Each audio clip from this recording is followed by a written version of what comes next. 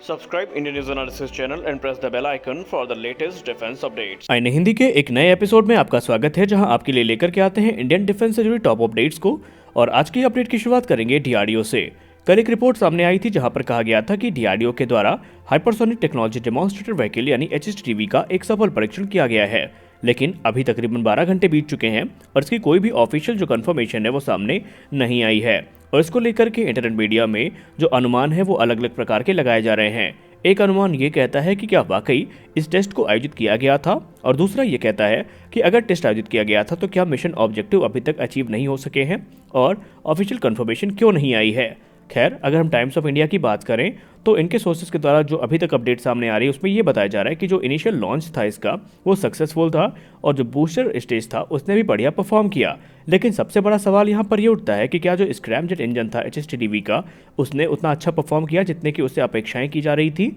और रिपोर्ट्स तो इस तरफ भी इशारा करती हैं कि संभावना ये है कि शायद वो इंजन अंडर परफॉर्म कर रहा था और उसके लिए जो इवैल्यूएशन है डीआरडीओ के द्वारा वो किया जा रहा है। और जैसे ही कंप्लीट हो जाएगा इवैल्यूएशन, डीआरडीओ एक जो अपडेट है या ऑफिशियल कंफर्मेशन है वो दे सकती है। खैर, इसको लेकर के अलग अलग प्रकार की बातें भी चल रही हैं और बेहतर ये होगा कि अभी वो अपने मन से कोई निष्कर्ष ना निकाले और डीआरडीओ की जो ऑफिशियल स्टेटमेंट है उसका इंतजार करें। अगर आप सोशल मीडिया पे एक्टिव हैं तो आज आपको एक बड़ी अपडेट सुनने को मिली होगी और ये काफ़ी दुखी करने वाली अपडेट है, और यह इंडियन एयरफोर्स के 2 एयरक्राफ्ट्स के बीच में हुए मिड एयर कोलिजन की। जी हाँ, भारतीय वायुसेना का सुखोई 30 MKI एयरक्राफ्ट और मिराज 2000 एयरक्राफ्ट आपसी टक्कर के चलते क्रैश हो गए हैं। ये हादसा हुआ है मध्य प्रदेश के मोरेना में, जहां पर इन दोनों एयरक्राफ्ट्स ने ग्वालियर से उड़ान भरी थी, लेकिन ये मिड एयर कोलिजन का शिकार हुए हैं। यानी कि सुखोई 30 MKI एयरक्राफ्ट और मिराज 2000 के बीच में आपसी टक्कर हुई है, जिसके बाद ये दोनों एयरक्राफ्ट दुर्घटनाग्रस्त हुए हैं। यहाँ पर सुखोई 30 MKI में 2 पायलट थे, जबकि मिराज 2000 को एक पायलट उड़ा रहे थे। सुखोई 30 MKI के जो दोनों पायलट्स हैं वो सेफली इजेक्ट हो गए थे, लेकिन जो मिराज 2000 के पायलट हैं वो वीर गति को प्राप्त हो गए हैं और इस चीज़ की पुष्टि अब भारतीय वायुसेना के द्वारा भी कर दी गई है। हालांकि इस मामले की गहनता से जांच करने के लिए इंडियन एयरफोर्स के द्वारा जो कोर्ट ऑफ इंक्वायरी है उसके आदेश दे दिए गए हैं। लेकिन आज एक र्यूमर भी इसके साथ चला था कि भारतीय वायुसेना के जहाज़ों के साथ एक हादसा मध्य प्रदेश के मोरेना में हुआ था,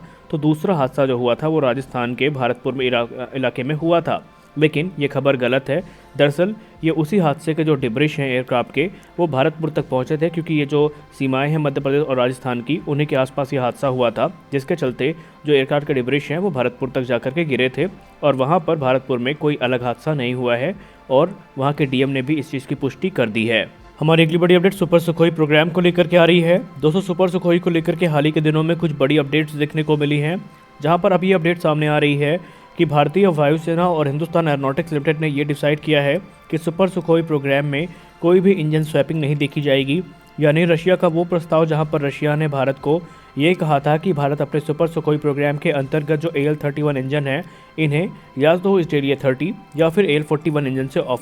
रिप्लेस करें, ये चीज़ें अब हिंदुस्तान एरोनॉटिक्स लिमिटेड और इंडियन एयरफोर्स के द्वारा अस्वीकार कर दी गई हैं। रिपोर्ट्स में कंफर्म कर दिया गया है कि हिंदुस्तान एरोनॉटिक्स लिमिटेड और इंडियन एयरफोर्स इस चीज़ को लेकर के इंटरेस्टेड नहीं है कि सुखोई के जो करंट फ्लीट में इंजन्स हैं इनको स्वैप किया जाए और AL-41F इंजन का इस्तेमाल किया जाए। रशिया 2017 से भारत को इस चीज़ का प्रस्ताव दे रहा है कि भारत अपने सुखोई 30 MKI के जो AL-31 इंजन है इनको AL-41 से रिप्लेस करे, क्योंकि वो काफ़ी ज़्यादा बेटर परफॉर्मेंस और काफ़ी अच्छे कह सकते हैं सर्विस लाइफ के साथ में आते हैं। आपको हम बताना चाहेंगे कि खुद रशिया ने अपने Su-30 SM-2 फाइटर जेट्स में इन्हीं इंजन्स का इस्तेमाल किया है, यानी AL-41 का इस्तेमाल किया है, और उनका दावा है कि इस इंजन के साथ जो एयरक्राफ्ट की कैपेबिलिटी है वो काफ़ी ज़्यादा इन्हांस हो गई है। रशिया का ये कहना है कि भारत एक बड़े पैमाने पर अपग्रेड करने वाला है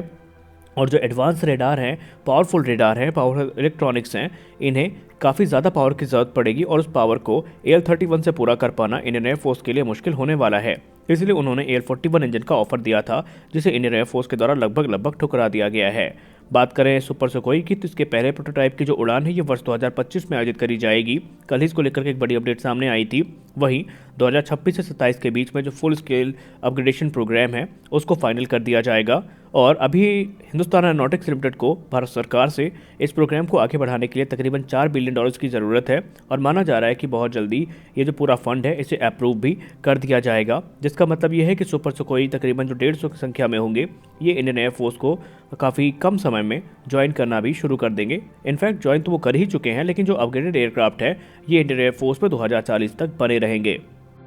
हमारी अगली बड़ी अपडेट बोइंग से आ रही है। बोइंग अपने इंटरनल फंड्स का इस्तेमाल करके इस समय एक नए स्टेल्थी ट्रांसपोर्ट एयरक्राफ्ट पे काम कर रहा है, या यूँ कह लें ट्रांसपोर्ट एयरक्राफ्ट कॉन्सेप्ट पे काम कर रहा है, जो कि आने वाले समय में कंपनी क्लेम कर रही है कि C-130J सुपर हरक्यूलिस को ये रिप्लेस करने वाले हैं अगर ये प्रोडक्शन में उतारे गए। बोइंग ऑफिशियल्स की बात करें तो इस ट्रांसपोर्ट एयरक्राफ्ट को बनाने के पीछे का जो सबसे बड़ा कारण है वो ये है कि इस समय जो C-130J जैसे एयरक्राफ्ट की फ्लीट है, ये किसी भी एयर डिफेंस सिस्टम के लिए एक आसान टारगेट है। और युद्ध की स्थिति में जैसे कि आप सब जान ही रहे हैं कि एयर डिफेंसेस काफ़ी एडवांस हो रहे हैं, तो वो उनके लिए एक आसान टारगेट बन रहे हैं। तो ऐसा ना हो और जो ट्रांसपोर्टेशन है वो ईजिली होता रहे, इस चीज़ को ध्यान में रख करके बोइंग जो ये स्टेल्थी एयरक्राफ्ट है इनका निर्माण कर रही है, जिनको ट्रांसपोर्ट के काम में इस्तेमाल किया जाएगा। बोइंग का ये कहना है कि ये जो स्टेल्थी ट्रांसपोर्ट एयरक्राफ्ट है इनकी सर्वाइवलिटी काफ़ी ज़्यादा होगी, या इनके सर्वाइवल चांसेस काफ़ी ज़्यादा होंगे, और ये आगे चल के इनको मिड एयर रिफ्यूलर्स में जो कि नेक्स्ट जनरेशन के होंगे उनमें भी कन्वर्ट किया जा सकेगा,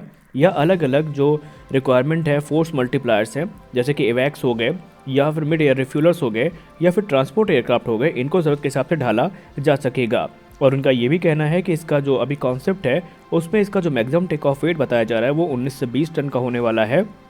और ये पुराने हो रहे जो C-130J सुपर हरक्यूलिस की फीट है उसको रिप्लेस करने का काम करेंगे। लेकिन अभी क्लियर नहीं हो सका है कि क्या इसको यूएस एयरफोर्स की अप्रूवल मिलेगी या नहीं मिलेगी, ये अभी कॉन्सेप्ट स्टेजेस में है। बोइंग ने इस पर काम शुरू किया हुआ है।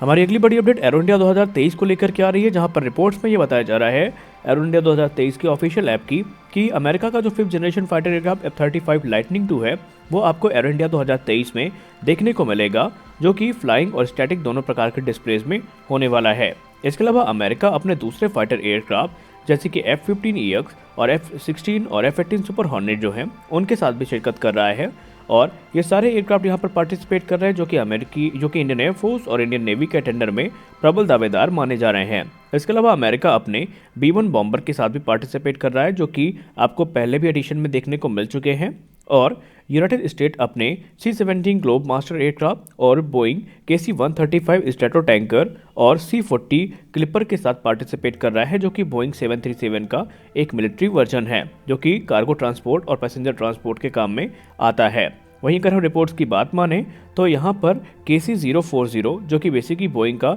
KC-46 पेगासस होने वाला है वो भी यहाँ पर शिरकत कर रहा है। यानी अमेरिका इस बार पूरी तैयारी के साथ एरो इंडिया 2023 में पार्टिसिपेट कर रहा है। लेकिन यहाँ पर जो सबसे ज़्यादा जिसने ध्यान आकर्षित करवाया है वो है अमेरिका का F-35 लाइटनिंग 2, क्योंकि डिफेंस एक्सपर्ट्स ये मान रहे हैं कि अब अमेरिकी जो फाइटर एयरक्राफ्ट हैं उनके MRFA और नेवी का जो टेंडर है उनके जीतने के चांसेस काफ़ी कम है। इसके लिए अमेरिका अब अपने 5th जनरेशन फाइटर एयरक्राफ्ट के साथ यहाँ पर पार्टिसिपेट कर रहा है, और अमेरिका शायद भारत को इसका ऑफर भी दे सकता है, क्योंकि अमेरिका को पता है कि अब इंडियन एयरफोर्स में या इंडियन नेवी में उनके जो दूसरे जेट हैं उनके शामिल होने की संभावनाएं काफ़ी कम हैं। लेकिन सबसे बड़ा सवाल ये है कि क्या अगर अमेरिका ने इसका ऑफर दिया तो भारत इसको एक्सेप्ट करेगा, क्योंकि इंडियन एयरफोर्स ने पहले भी ये कह दिया है कि वो एडवांस मीडियम कॉम्बैट एयरक्राफ्ट को लेकर के प्रतिबद्ध है, और वो इन्हीं एयरक्राफ्ट को इंडियन एयरफोर्स का हिस्सा बनाएंगे, और कोई दूसरा जो 5th जनरेशन फाइटर एयरक्राफ्ट है वो इंडियन एयरफोर्स को ज्वाइन नहीं करेगा। तो ये सारी चीज़ें देखनी भी काफ़ी ज़्यादा इंटरेस्टिंग होने वाली हैं। खैर, आपने वीडियो को अंत तक देखा, इसके लिए आप सभी का बहुत बहुत धन्यवाद। मिलते हैं अगले वीडियो में, तब तक के लिए जय हिंद।